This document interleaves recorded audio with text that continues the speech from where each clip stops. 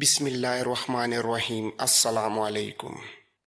آپ میرے ساتھ چل کر ہمارے سلطان سے ملیے اور سلطان معظم کے ہاتھ پر اسلام قبول کیجیے۔ لیکن باٹا کوزین کا جواب سن کر قاسم اور بھی حیران ہوا۔ بوڑھے باٹا کوزین نے کہا، نہیں، میں تمہارے ہاتھ پر اسلام قبول کروں گا۔ مجھے عرصہ دراز سے حق کی تلاش تھی۔ میں نے اس پیاس کو بجھانے کے لیے بہت دور دور کے سفر کیے، لیکن تمہارے ساتھ چند باتیں کر کے مجھے یوں محسوس ہوا جیسے میری تشنگی پہلی مرتبہ بجھنے لگی ہے۔ میرے لیے جس قدر قابل احترام تم ہو، تمہارا سلطان نہیں ہو سکتا۔ اب قاسم کے لیے یہاں رکنا ناگزیر ہو گیا تھا۔ اسے باٹا کوزین کو مسلمان کرنا تھا۔ وہ سوچ رہا تھا کہ صرف کلمہ پڑھا دینے سے کسی شخص کو مسلمان نہیں کیا جا سکتا۔ اس کے لیے ضروری ہے کہ نو مسلم کو اسلام کے نظام توازن کے بارے میں بتایا جائے۔ چنانچہ قاسم نے بوڑھے باٹا کوزین سے کہا، ٹھیک ہے محترم بزرگ، آپ مجھے اس وقت کچھ دیر کے لیے اجازت دیجیے تاکہ میں اپنی لشکرگاہ تک ہو آؤں۔ میں مغرب کے بعد دوبارہ آپ کے در دولت پر حاضری دوں گا اور اس وقت اسلام قبول کرنے سے متعلق ضروری معلومات سے آپ کو آگاہ کر دوں گا۔ ٹھیک ہے، آپ رات کا کھانا ہمارے ساتھ کھائیں گے اور پھر دیر تک ہم لوگ باتیں کر سکتے ہیں۔ یہ الفاظ بوسنیائی شہزادی کے تھے، اگرچہ اس شہزادی نے تبدیلی مذہب کا کوئی اندیہ نہیں دیا تھا، تاہم قاسم کے دل میں یہ بات گھر کر گئی تھی کہ اب بوسنیائی شہزادی بھی اسلام کی طرف ضرور مائل ہوگی۔ بہتری کے اسی خیال کے تحت اس نے واپس آنے کا ارادہ کیا اور ان لوگوں سے اجازت لی۔ وہ باٹا کوزین سے اجازت لے کر اپنے ساتھیوں کے ہمراہ سیدھا لشکرگاہ کی جانب آیا۔ مسلمان سپاہی انتہائی خوش و خرم تھے۔ وارنا سے لے کر بوسنیا تک ہر شہر اور ہر علاقہ انہوں نے فتح کر لیا تھا۔ سربیا کا بادشاہ جارج برنیکوٹ، جو لارڈ سٹیفن کے بعد تخت نشین ہوا تھا، لارڈ سٹیفن کے برعکس مسلمانوں کا جانی دشمن بن گیا تھا۔ حالانکہ لارڈ سٹیفن کی ایک بہن بایزید یلدرم کی بیوی تھی اور اس کی بیٹی شہزادی سروین سلطان مراد خان ثانی کی ملکہ تھی۔ اس جنگ میں جارج برنیکوٹ کو بھی شکست ہوئی تھی اور سلطان نے سربیا کا ملک مکمل طور پر اپنی سلطنت میں شامل کر لیا تھا۔ قاسم لشکرگاہ میں داخل ہوا تو اس کے ذہن میں یہی خیال موجزن تھا کہ سلطان نے فی الوقت بوسنیا تک پہنچ کر اپنی موجودہ فتوحات کا سلسلہ مکمل کر لیا ہے اور اب سلطان واپس ادرنا جانے کا ارادہ رکھتا ہے۔ قاسم سوچ رہا تھا کہ وہ کسی نہ کسی طرح سلطان سے اجازت لے کر البانیہ کی جانب چلا جائے اور اپنی محبت یعنی مظلوم مارسی کو سکندر بیگ کے خونی پنجے سے چھڑا لائے۔ اس نے سوچا کہ کل کسی وقت سلطان سے ملاقات کر کے اپنی خواہش کا اظہار کرے۔ مغرب کی نماز سے فارغ ہو کر قاسم پھر شہر کی جانب چل دیا۔ اس بار وہ اکیلا تھا۔ اس کا رخ بوڑھے باٹا کوزین کے گھر کی جانب تھا اور پھر کچھ ہی دیر بعد وہ باٹا کوزین کے مکان میں اس کے ہمراہ بیٹھا باتیں کر رہا تھا۔ باٹا کوزین کی بیٹی اس پڑوسن خاتون کو بھی اپنے گھر منتقل کر چکی تھی جس نے آج ایک خوبصورت بچے کو جنم دیا تھا۔ اس گھر میں بوسنیا کی بے پناہ حسین شہزادی بھی قاسم کی منتظر تھی۔ باٹا کوزین کے دو نوجوان بیٹے وینس کے جہازوں پر ملازم تھے اور دونوں اپنے بیوی بچوں سمیت وینس کے شہر میں رہائش پذیر تھے۔ اس کی اکلوتی بیٹی بیوہ تھی جس کا نوجوان شوہر 1 سال قبل مسلمانوں کے خلاف جنگ میں مارا گیا تھا۔ باٹا کوزین کی بیٹی بھی جوان تھی۔ بوسنیا کی شہزادی جب محل میں گرفتار ہونے کی بجائے زندہ سلامت نکل آئی تو اس نے اسی لڑکی کے پاس پناہ لی۔ اب صورتحال انتہائی دلچسپ تھی۔ باٹا کوزین اور اس کی بیٹی اسلام قبول کرنے کا فیصلہ کر چکے تھے، جبکہ شہزادی ابھی تک ششوپنج میں مبتلا تھی۔ کچھ دیر بعد باٹا کوزین قاسم کو کھانے کے کمرے میں لے گیا جہاں دسترخوان میں قاسم باٹاکوزین بوسنیائی شہزادی اور باٹاکوزین کی بیٹی ایک ساتھ کھانا کھانے کے لیے بیٹھ گئے۔ آپ کے سلطان نے عیسائی عبادت گاہوں کے بارے میں کیا حکم دیا ہے؟ کیا چرچ گرا دیے جائیں گے؟ سنا ہے مسلمان اپنے مذہب کے معاملے میں بے حد متشدد ہوتے ہیں۔ سلطان نے تو حکم دیا ہے کہ سربیا اور بوسنیا میں جہاں جہاں مسجد بنائی جائے اس کے ساتھ ایک چرچ بھی بنایا جائے تاکہ عیسائیوں کو عبادت میں دشواری نہ ہو، اور وہ تمام چرچ جو پہلے سے موجود ہیں ویسے کے ویسے رہنے دیے جائیں۔ یہ تو بڑا عمدہ اقدام ہے۔ اس کے برعکس ہونیانڈے نے کہا تھا کہ وہ سربیا اور بوسنیا میں یونانی چرچ گرا کر رومن کیتھولک مذہب کے چرچ بنوا دے گا۔ قاسم اور بوسنیائی شہزادی کے مابین بہت عمدہ مکالمہ جاری تھا۔ بوڑھا باٹاکوزین ان کی باتیں غور سے سن رہا تھا۔ اس نے جھجکتے ہوئے قاسم سے ایک سوال کیا، خداوند یسوع مسیح اور اس کی ماں کے بارے میں تمہارا مذہب کیا کہتا ہے؟ قاسم کے ہونٹوں پر ایک دل فریب مسکراہٹ پھیل گئی اور وہ بولا، ہم انہیں خداوند نہیں کہتے بلکہ اللہ کا برگزیدہ نبی مانتے ہیں اور انہیں حضرت عیسیٰ علیہ السلام کہہ کر پکارتے ہیں، اور ان کی والدہ ماجدہ کو ہم حضرت مریم علیہ السلام کہہ کر پکارتے ہیں۔ اسلام اس عقیدے کو ہی نہیں مانتا کہ خدا تقسیم ہو سکتا ہے یا کسی انسان کا باپ بن سکتا ہے۔ قاسم کی بات پر شہزادی نے چونک کر کہا، یہ کیا بات ہوئی؟ اگر خداوند یسوع مسیح خداوند خدا کے بیٹے نہیں تو پھر وہ کس کے بیٹے ہیں؟ کیا آپ ان کے باپ کا نام جانتے ہیں؟ شہزادی کے سوال سے قاسم کے چھکے چھوٹ گئے۔ اب بھلا وہ کیا کہتا اور کس کا نام بتاتا؟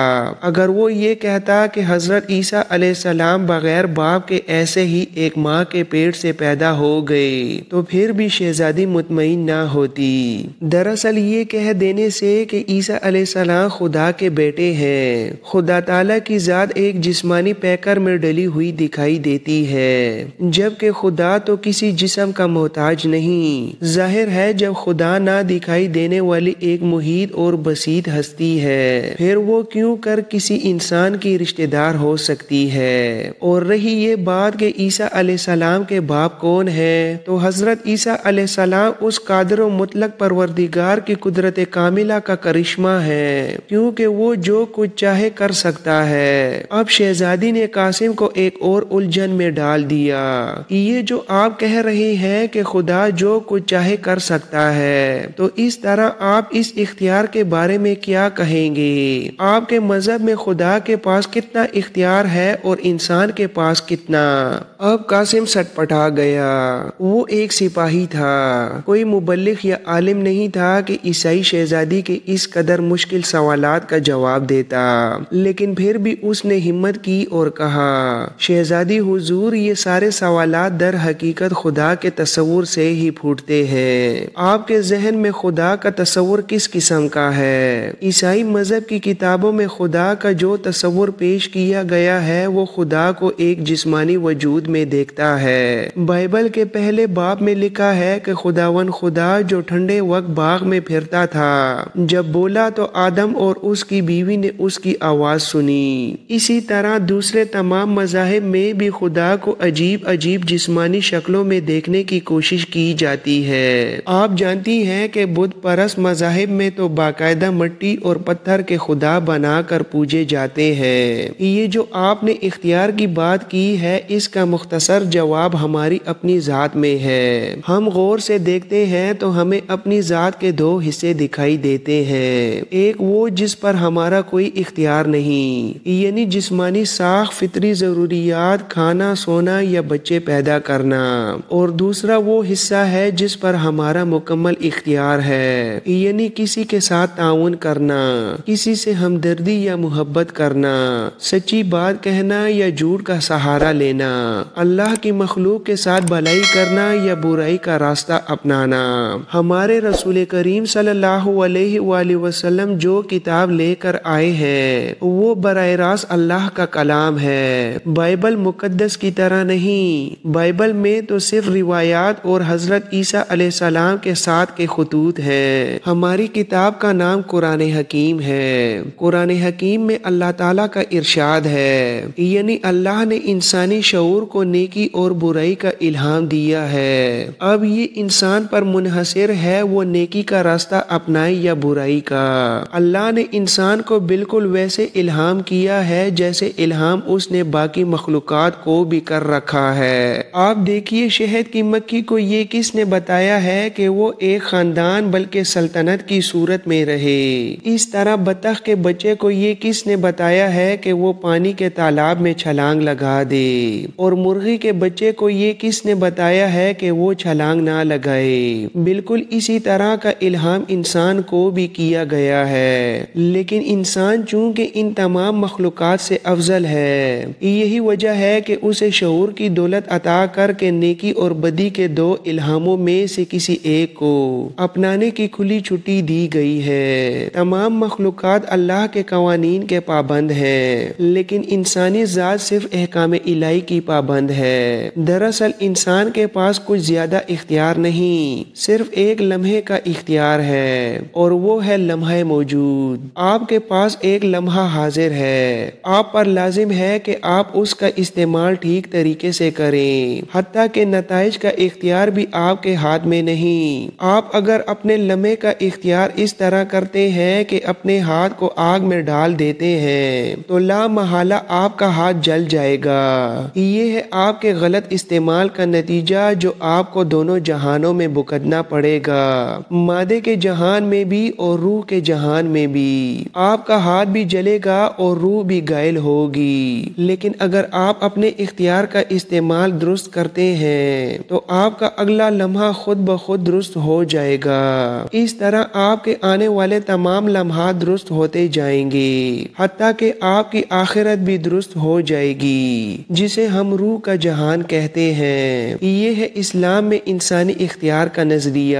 شہزادی کی آنکھیں حیرت سے پھٹی ہوئی تھیں۔ بوڑھا باٹا کوزین جذبات کی شدت سے کانپ رہا تھا، اور اس کی بیٹی ماریا پتھر کی طرح جامد و ساکت قاسم کو گھورے جا رہی تھی۔ چند لمحے کے لیے کمرے میں سکوت چھا گیا۔ کچھ دیر بعد بوسنیائی شہزادی بولی، اسے اپنی آواز کسی گہرے کنویں سے آتی ہوئی محسوس ہوئی۔ آپ نے تو ہماری آنکھیں کھول دی ہیں، یوں لگتا ہے جیسے ہم پہلے کسی اندیکھے زندان میں قید تھے۔ اس حقیقت کے کھلنے سے تو ہم اپنے آپ کو پہلی بار آزاد انسان محسوس کر رہے ہیں، لیکن یہ جو آپ نے آخرت کی بات کی تو پھر یہ آخرت کس طرح کی ہوگی؟ اب قاسم محسوس کر رہا تھا کہ کوئی غیبی قوت اس کی مدد پر مامور ہے۔ وہ بے جھجک بول اٹھا، آخرت تو لازمی چیز ہے۔ جو آخرت کو نہیں مانتا وہ خدا کو نہ بھی مانے تو کوئی فرق نہیں پڑتا۔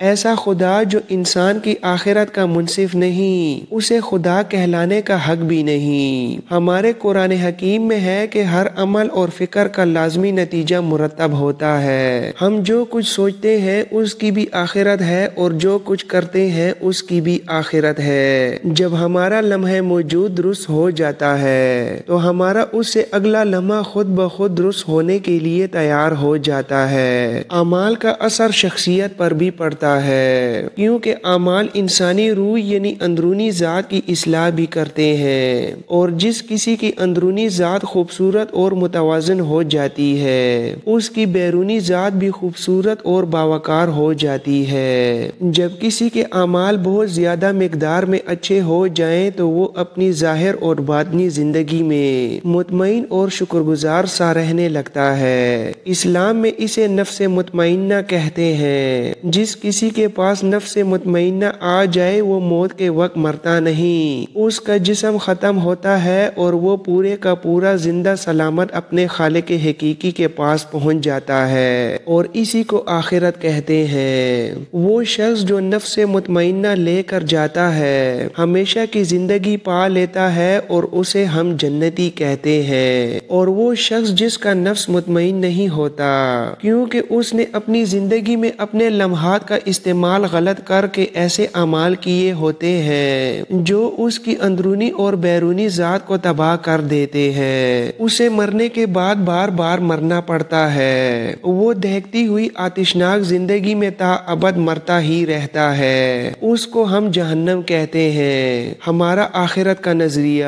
اب شہزادی انگشت بدناں ہو کر قاسم کی جانب ٹکٹکی باندھ کر دیکھ رہی تھی۔ وہ دیکھ رہی تھی کہ مسلمان ایسے ہوتے ہیں، اس قدر متوازن اور خوبصورت عقائد کے مالک۔ اس نے دل میں فیصلہ کیا کہ وہ بھی باٹا کوزین کے ساتھ اسلام قبول کرے گی۔ اب قاسم سے مزید سوالات پوچھنے کی ضرورت نہیں تھی۔ وہ تو خاموش رہی، لیکن باٹا کوزین نے ایک سادہ سا سوال کر دیا، قاسم بیٹا، اس کا مطلب ہے کہ جس قدر بھی نبی اور رسول آئے، یہ سب خدا کے برگزیدہ بندے تھے، خود خدا یا خدا کے بیٹے نہیں تھے، بلکہ یہ سب اللہ کے چنے ہوئے لوگ تھے۔ نبی تو ہر زمانے اور ہر علاقے میں بھیجے گئے ہیں۔ دراصل پرانے زمانوں میں جب کوئی نبی یا رسول دنیا سے انتقال فرما جاتا تو ان کے عرصے بعد ان کے ماننے والے اپنی کم علمی اور کج فہمی کی وجہ سے اسے خدا کا اوتار یا خدا کا بیٹا بنا دیتے۔ اب سمندر پار ہندوستان میں رام، کرشن اور گوتم کو وہاں کے لوگوں نے خدا بنا لیا ہے، حالانکہ ہو سکتا ہے وہ اللہ کے برگزیدہ بندے ہوں۔ دراصل کسی بھی دور میں دنیا میں رہنے والے تمام کے تمام انسان بیک وقت صاحب شعور اور عقل مند نہیں ہوتے۔ کچھ لوگ تو اللہ کے چنے ہوئے ہوتے ہیں جنہیں ہم پیغمبر کہتے ہیں۔ یہ لوگ مرتبہ شعور میں سب سے بلند مقام پر ہوتے ہیں۔ یہ لوگ جب اپنی بات دوسرے انسانوں کو بتانے لگتے ہیں تو ایسے لوگوں کو جو صاحب شعور اور عقل مند ہوتے ہیں، یہ اپنی بات پوری طرح سمجھا کر اپنا ہمنوا بنا لیتے ہیں، اور جن لوگوں کو ان کی بات سمجھ میں نہیں آتی وہ مراتب شعور میں نچلے درجے پر ہوتے ہیں۔ ایسے لوگوں کی زندگی کا سفر بھی سفر حیات میں پیچھے رہ جاتا ہے، انہیں ہم کافر کہتے ہیں۔ کچھ ایسے لوگ بھی ہیں جو تمام باتیں سمجھ کر بھی اپنی عارضی مفادات کے لیے حق کا راستہ اختیار نہیں کرتے اور سونے چاندی کی چمک دیکھ کر جانتے بوجھتے غلط راستے پر چل پڑتے ہیں۔ ایسے لوگوں کو ہمارا قرآن حکیم منافق اور سخت کافر کہتا ہے۔ ہمارے نبی کریم شعور اور دانشمندی کے جس مرتبے پر فائز ہیں، اس مرتبے تک کوئی انسان نہیں پہنچا اور نہ ہی پہنچ سکتا ہے۔ یہی وجہ ہے کہ اللہ تعالیٰ نے آپ صلی اللہ علیہ وآلہ وسلم کو تمام انسانوں کے لیے اور تمام جہانوں کے لیے بھیجا ہے۔ ہمارا عقیدہ ہے کہ اب کوئی نبی نہیں آئے گا، اور ہمارا یہ بھی عقیدہ ہے کہ ہمارے نبی پر نازل ہونے والی کتاب قیامت تک سب انسانوں کے لیے ہدایت کی آخری کتاب ہے۔ ہمارے مذہب میں کسی دوسرے مذہب کے لیے رتی برابر بھی تعصب نہیں جتنا کہ عیسائیوں کے دل میں ہمارے لیے ہے۔ ہم دنیا کے ہر انسان کو ایک امت کا فرد سمجھتے ہیں اور کسی انسان کو کسی دوسرے انسان کا غلام نہیں دیکھ سکتے۔ قاسم کا انداز گفتگو تینوں کے دل میں اتر گیا۔ انہیں قاسم کی باتیں ایک عام فہم گفتگو کی طرح محسوس ہوئیں۔ کچھ دیر بعد شہزادی نے انتہائی مرعوب لہجے میں کہا، معزز مہمان، میں نے دل سے فیصلہ کر لیا ہے کہ میں اپنا آبائی مذہب عیسائیت ترک کر کے آپ کا مذہب اسلام اختیار کروں گی۔ شہزادی کی بات ختم ہوئی ہی تھی کہ باٹا کوزین بول اٹھا، چلو یہ تو اور بھی اچھا ہوا، اب آپ ہم سب کو مسلمان کر دیجئے۔ آپ ہمیں بتائیں کہ ہمیں مسلمان ہونے کے لیے کیا کرنا پڑے گا؟ کیا ہمیں صلیب کی طرح کوئی چیز گردن میں لٹکانی پڑے گی یا کچھ اور؟ نہیں، آپ کو کچھ بھی نہیں کرنا پڑے گا۔ آپ کو صرف سچے دل سے پورے ہوش و حواس کے ساتھ اور پورے اخلاص کے ساتھ یہ تسلیم کرنا پڑے گا کہ اس عارضی زندگی میں دنیا کے سارے دندے اس وقت تک بے مقصد ہیں جب تک کسی پائیدار زندگی بسر کرنے کی تگ و دو ان میں شامل نہ ہو۔ آپ حیوانوں میں دیکھ لیجئے، ایک جانور ہے تو زندہ ہونے کے لیے۔ آپ دیکھتے ہیں کہ ایک بلی چوہے کو دبوچ لیتی ہے تو وہ مر جاتا ہے، لیکن در حقیقت وہ اپنی باقی ماندہ نسل کو بقائے دائمی فراہم کر جاتا ہے۔ انسان میں شہید کی جو موت ہوتی ہے وہ پوری قوم کی حیات ہوتی ہے۔ ہم جانوروں میں تو دیکھتے ہیں، لیکن ہم انسان خود اس حقیقت پر یقین نہیں رکھتے۔ جانور تو محض اپنی زندگی میں زندہ ہوتے ہیں، لیکن انسان کو جو زندگی مر کر ملتی ہے وہ صرف نسل کی بقا پر منحصر نہیں بلکہ ہر قسم کی مادی علائشوں سے ماورا ایک خالص روحانی زندگی ہوتی ہے۔ اس لیے مسلمان ہونے کے لیے اسی زندگی پر ایمان لانا ہوگا اور یہ بھی ماننا ہوگا کہ اس سب کا مالک اللہ ہے جو وحدہ لا شریک ہے اور ارض و سماوات کا اکلوتا مالک اللہ ہے۔ صرف اطاعت انسان پر فرض ہے اور دنیا میں موجود باقی ہر چیز کا خوف دل سے دور کرتا ہے۔ آپ کو صرف چند کلمات ادا کرنے ہوں گے۔ اگر آپ کا ایمان ان حقائق پر قائم ہو چکا ہے تو چلیے میں آپ کو کلمہ پڑھا دیتا ہوں۔ کلمہ پڑھنے کے بعد آپ مسلمان ہو جائیں گے۔ قاسم نے بوسنیائی شہزادی ماریا اور بوڑھے باٹاکوزین کو کلمہ طیبہ پڑھایا اور پھر اس خیال سے ان کے لیے اسلامی نام بھی تجویز کر دیے تاکہ بوسنیا کے لوگوں میں ان کی انفرادیت اسلامی ناموں کی وجہ سے قائم ہو سکے۔ قاسم نے باٹاکوزین کے لیے عباس، بوسنیائی شہزادی کے لیے حمیرہ اور ماریا کے لیے مریم نام تجویز کیے۔